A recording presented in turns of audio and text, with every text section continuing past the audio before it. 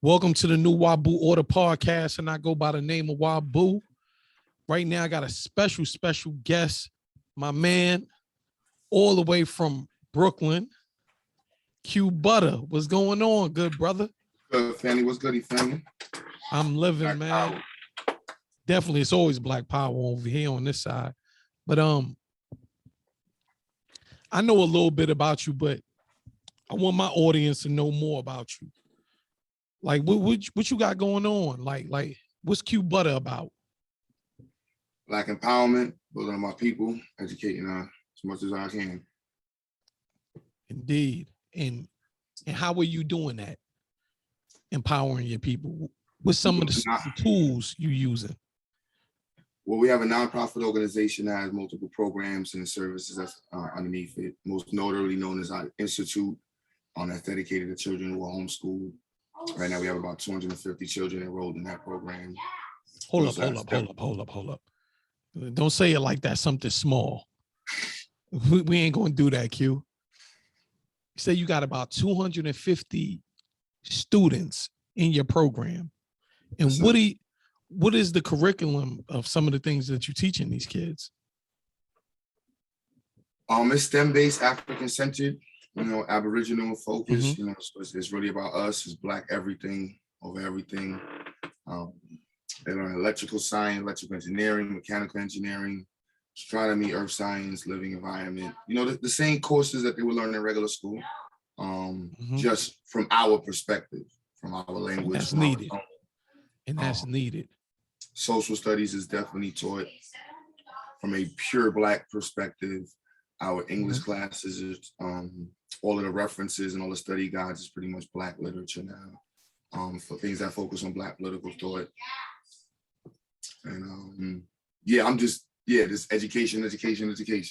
So I'm not minimizing it. It's just, we did our first pep rally yesterday. Okay. Really How'd excited. that go? It was dope. It was online, hundreds of kids online to almost, we didn't even realize we had to buy a new Zoom or update our Zoom because we didn't realize it was only 100 participants. So parents couldn't get in. And we had to tell parents, everybody join your brothers and sisters. We have a lot of brothers and sisters in the program. So yeah, had to try to join one computer so we could figure it out. Then we had to buy new Zoom and, making it work. But it was exciting. The children were, motivated. Michi spoke. Xyayx spoke.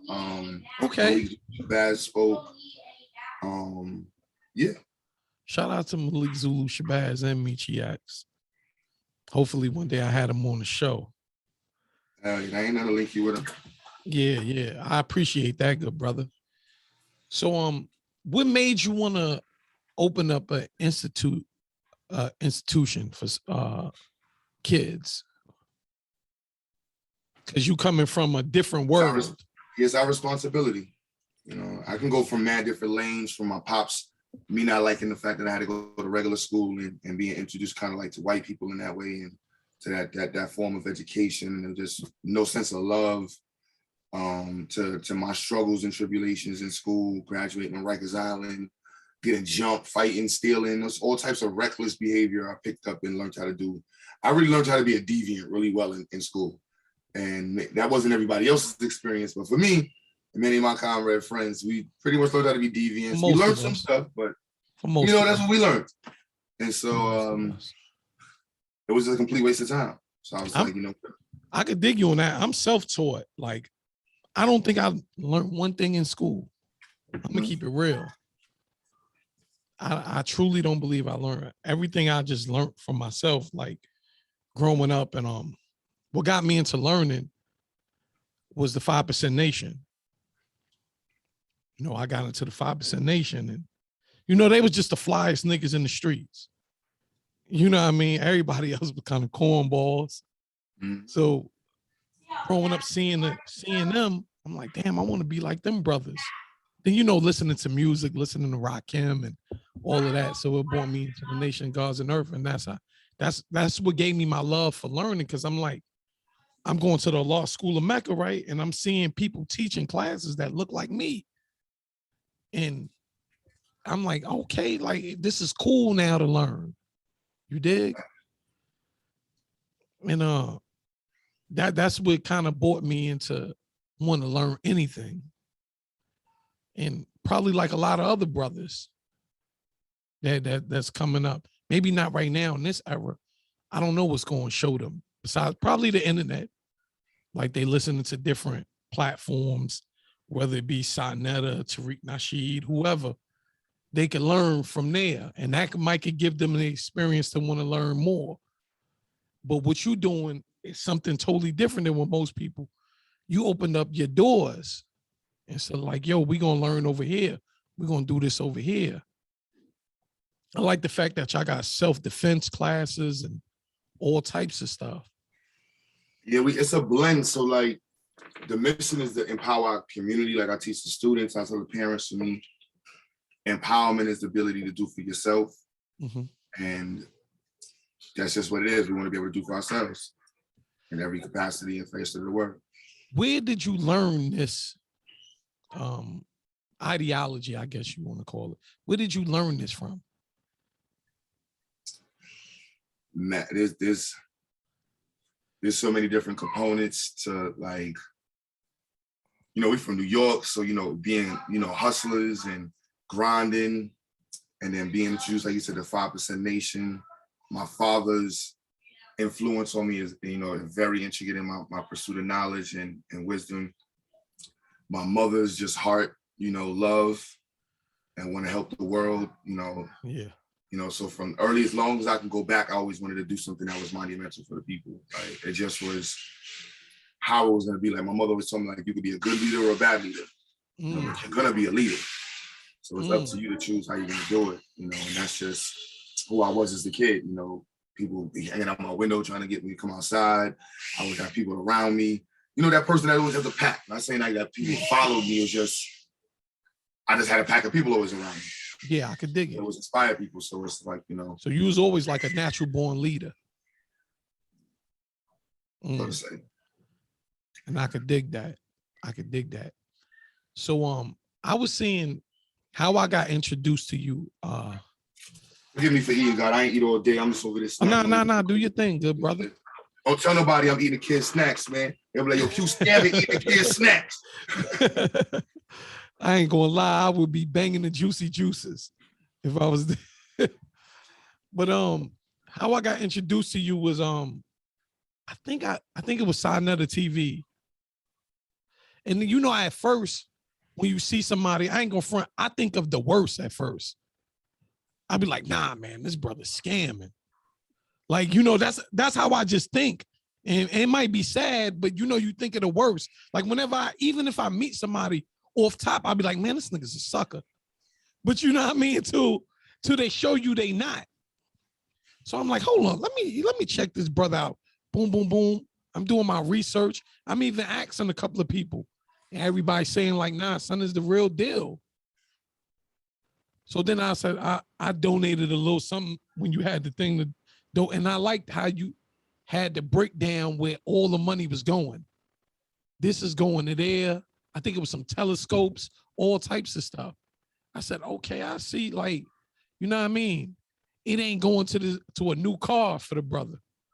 You know what I mean? He's putting it straight back into the hands of the people, which is like something that's needed and which I love, because a lot of leaders or so-called leaders, they take that and take a trip around the world or whatever, or go get them some ugly ass Balenciagas. You know what I mean? Yeah, it's sad, you know. Money management, misuse of resources, that's common, all too common in most communities. You know what I mean? That's just a reality. Not just the Black community. Not just the Black. So it's just like a matter of like having the intellectual capacity to maintain your finances, to maintain your goals, be able to accomplish your goals. Those are things that are tantamount to anybody who's trying to pursue any type of business or any career or anything for that. And other than the educational institution that you built, let them know what you do for a living other than that. So this is what I do. I just help. I help my people. I got a music studio. That's what I'm saying. Is evolving. Let them know about the music studio. And right now, they shooting a music video downstairs right now. My man Rich Dollars is down there. We just talking about Favi. 5-year foreign blew up from my studio. Everybody knows about him. They say he got one of the And best. everybody, almost all of the youngins, not to cut you off, God, but mostly all the youngins that's you hearing now started in this brother's studio. That's coming from New York, from the New York area. They started in this brother's Especially studio. from Brooklyn. And that's I a haven't fact. been in the mix. The studio, the Institute pulled me. It's funny when Favi got lit last year or 2 years, whatever, the Institute was blowing up. And so like, I couldn't really pay attention to it. And my man, shout out to my man Blizzard, he's like, yo, Q, you got me get involved. I'm like, yo, bro, like, this Institute lighting up right now. I got 80 students, about to hit 100. You know what I mean? That was 2 years ago. And or a year ago, I don't remember what time. It was during COVID, whatever. Yeah, and year and a half ago. About a year and a half ago. So now we at 250 and change. I really don't know how many students we got. It's coming. They're coming in as the day goes, and then once New York opens up on Monday, and all them children get told no, I know our doors are gonna be flooded. More people are gonna try to get in. So we might be able to, not to say might, but if we push, we can hit 300, 350 before September ends. Like, which is crazy to me. Oh, but it's not crazy. You can't be scared of your own, ambitions, but sometimes it happens. This is what you was asking for. This is what you was asking. It's just a lot. Like, I'm not gonna lie. Like, I'm very much about accountability. Something doesn't work right, that's on me. Like, I take onus for every single thing in this institute and Xyayx that goes wrong. And so, like, that many students, there's so many things that can go wrong, will go wrong. There's a lot of parents who will not be happy. You know what I mean? So it's just like, I got to take ownership for all of that. So it's all of that. That's 350 contracts on my head. Yeah. And how did you come up with the name Zayax? Rather, I was inspired to get my boys together almost 20 years ago. And the goal was to come up with a name that no white person had before. We didn't want to come, like everybody do hip hop and they like combine words together. Yeah. Goody Mob and Beat Street, or it's like two-letter conversations and Rockefeller. So we was like, nah, let's come up with our own word. What's wrong? You gotta give it back, Ken. Come on. Say what's up. Peace. Oh, my little man. Yeah. Peace to the future. Be like daddy. All I know, I'm trying to drive this car.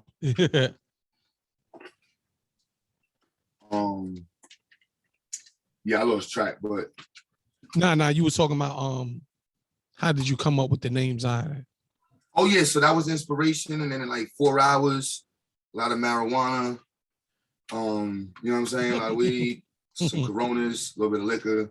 4 or 5 hours later, my man Chris had said the name Zayax, but he said spell it with a Z, and then everybody was like, "Yo, that thing is dope." So telling my man Chris, he's the one that actually said the word. Okay. And then we all contributed to actually put in the word. It's like, yo, let's spell it with a Y. Let's spell it with an X. So like, instead of saying Zah, let's make XY. And then we was like, yo, we can make the X, we can make the AY is silent. So AYX is really just AX. So he was like, all right, this is phonetically actually dope right here. And then it was like, oh, it's anagram. Oh, no. We was like, oh, we running with this. And at the time, it was like, we was young. The brothers, people fell apart. People doing what they do. For me, it was just like, I'm running with this, y'all. And I remember my man Nick. He was like, "Yo, Q, Zayax go anywhere. It's only because you put the work." And I wanted to fight him over that. That was my first time feeling like I was in a gang. I'm like, "What you mean, gang ain't gonna go nowhere if I'm the only one putting in work? We all gotta put in work. We gotta do for the community. You gotta do for the community." And he got a girlfriend about 3 months after that, and was out of here. Yeah, out of here. Like, I don't know what you talk about, man. I'm a husband now. And Word. We was young college kids, but for me, that was like all I needed was that name. And then I was DJing. I had my little apartment. Oh, I didn't know you used to DJ, bro. That's how I started. Oh, okay. I'm a musician, but I started with DJ. I had a sound system. I wasn't no good DJ. That's how I got introduced to the equipment. Was it DJ Q Butter? Nah, then it was a Zayax sound system. Oh, okay. And we had Zayax radio, Zayax poetry slams, Zayax little sound system, and I was his DJ Q. but I was trash, you know. You know what I mean? I could mix a little bit, but I really love the equipment. Yeah. And lining up the equipment, setting it up. And I remember one time I did an event and Young Chow, you know, I don't know if you know Young Chow. Yeah, Young Chow, from he down with Pee Wee Kirkland. Nah, he went on Fun Master Flex DJs. Oh, okay. Oh, DJ. I knew there's a rapper named Young Chow. Oh yeah. Now this is a young brother at the time. He was like popping. He was like 18. Okay. And he got on my sound system with one turntable, a CD player, and I'm talking about with bananas as a DJ. And I retired right then and there. I retired. Let you I know. said, this is not working for me. I am like, how could he just come over and had the party? I'm talking about off the walls. And so he humbled you real quick. Yeah, but he was just like, I was like, you know when you see somebody do what they do. And I got a computer and my exactly. I know what you're saying. When I was like back in the days when I was younger, I used to try to rap. But I was trash. I was horrible. And one day I was listening to AZ, one of his, I forgot which album it was. And I was like, yo, man, I ain't gonna be as nice as this. Like, you know what I mean? But if I came up in this era, I probably would have kept rapping because everybody's trash. So we'd have just all been trash together. But back then, it was AZ, it was Nas, it was so I'm like, man, I can't do what they could do. I can't even do it halfway as good. So I'm gonna stop. But now, if you look around, you see 6ix9ine and all these other mumble rappers. You'll be like, yeah, I could do what they do. That's why you got so many rappers, because everybody feel they could do what they could feel they could do what they do. Mm-hmm. You know what I mean? And that's like, how do you feel like in your studio, right? When somebody come in, MC, whatever, such and such, and he is terrible on the mic. Like do you step off and start laughing? Or what you do? I don't have no opinion. Like professionally, you can be good or bad. Like when I recorded 5E song, like I hold no opinion to your music. Like, you know what I mean? Like no value. Once you pay me for your studio time, that's it. You get your 2 hours, your 4 hours. Whatever happens in them 4 hours with your music, that's on you. I don't even remember your song until you come back and pay for it again. And like, all right, we gotta mix it again. So it's like, which is a good thing, but it's also a bad thing because it's like a lot of music has like very bad messages inside of it. Yeah. And I'm associated to it because at the end of the day, like you recorded that, bro. Like, you know what I mean? Big Drip is a big gang song. Yeah. So like as much as I tell people I recorded it, that song's promoting GDK and I don't promote that. Yeah, nah. All that is sucker shit. So whatever that, you know, that's just not my coming shit. Across. You got your own music. Let them know about your own music you dropped. That Q Butter drop. Man. Yeah, everything I put my name on personally is pro black. From the time I opened my studio, my first album I ever produced, my man Tony Christ, Autumn Ashanti, like I've been since the get giving music like studio time and production service away to anybody who's pro black, anybody doing anything to enhance the community, discounts, free, whatever I can do. And you know, I could go back years from like community programs and stuff like that. But I always held back from doing music until shout out my man Math Hoffa, man. Math Hoffa and Head Ice and Loaded Lux. When I had my studio in Harlem, they really kind of like. Oh, where you had a studio in Harlem? I didn't know that. Yeah, I was in Rogers. I was in Flatbush, Rogers, Crown Heights, Bed-Stuy, Brownsville. We've been around for like 15 years. I think it's going on or something like that. So, all right. Yeah, we've been around. Started out like recording them at first?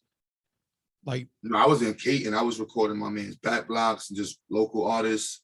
And then I went to Rogers, and that's kind of where like everything took off from Rod Diggs to Math Hoffa to URL Battle Rap to from all types. We did Grammy artist videos. And I seen you on Math Hoffa show too. Yeah, I was supposed to bingo back up this. I'm my bro Math. That's my brother right there. Now they and things like that need your energy to bring some type of balance. Cause you know everything be you know, I call like most music, I call it white supremacist music. Because all it's talking about is destroying black people. So they need a different balance. I gotta put some more. I got 3 videos I'm sitting on. I gotta finish up. So the video, name some of the videos people could just go on YouTube and find. What you want? You type in Q Butter music, you got Air Out, you know, I was airing out the conscious community. Before everybody else made it cool. I love that joint too. I've been airing out the conscious community, conscious niggas fronting, always talking about selling God type shit. Then we got RBG, All I See Around Me, RBG. Check that one out. Let me see. I just put out Message to the Black Man. That was with Donique and peace to Donique too. Yeah, that's my son. Fire. Damn, I got so many things in my head right now. I don't even know the music I got out. Yeah, just put up Q Butter and all his music will come up. So not only he does what he does with the children, as far as teaching the children and being an engineer, he's also a musician. He makes good music that's not talking about killing black people. Yeah, type in QB. Forgive me, y'all. I was just hanging a TV. I got to organize the student roster, and I got to go back to working on my curriculum for the new teachers. And we got to still go through the parent volunteers. And there's a baby shower that they're waiting for me to bring a camera for. So my brain is in so many different parts. Yeah. Now we getting ready to shut it down. And we definitely gonna do a part 2, you know what I mean? Whenever you free and everything. But just let me know what's the next step for your whole movement. What's the next step? Well, a brother just made this rendition. Shout out to Mac Portfolio. If anybody needs some renditions done for their properties, but he did a rendition for us, showcasing a proper a perspective look. And for us, it's getting those locations, more programs. We're extending our program running from 11 a.m., 10:30 a.m. to almost 8:30, 9 o'clock p.m. every day. Saturday and Sunday programs. We just nonstop pushing to the point where next year we want to be getting into real capital developments, where we're building newer locations, building spots across the country. That's really what it is. Expansion. Not too fast, not too slow, but just enough to make sure that we can sustain ourselves and continuously grow and build up our science labs. Like people that's donated, we just spent $800 on 2 TVs. So we got the big stoop, 60-inch TVs in the classrooms now. So all the classrooms, I think, got 60-inch TVs in them.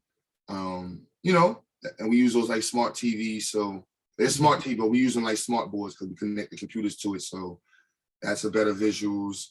Our science labs are like, everything's on upgrade. Our RC stuff, we're doing the airsoft now with the kids.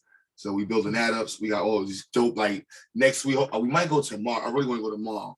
But by next month, all the kids just came back. So now all the new teenagers are here and the young boys, and they're all like, we want to do airsoft. So now I can buy more vests and gloves and all types of stuff for the kids. So it look like we got a little army right now. It's like, oh, my sons put their suits on. They like futuristic. They got their helmets, they glasses. They got their gloves, knee pads. They ready to go to war. They're getting right. So it's just building. I can't wait to get down south and have a location down there. I was just on the phone with my sister Michi yesterday. We always talking about doing something in Atlanta. You definitely need it in the South. I'm in the South. I'm in Virginia. So you definitely need it out here. We got about 15 students in Virginia, maybe 10, 15 in Maryland, 10 in DC, 30, 40 in Atlanta, 25 or so in North Carolina, maybe 10 in South Carolina, 15 in Florida. You know what I mean? Like the whole East Coast, we got mad students in. Okay, so the only states we don't have is above New York.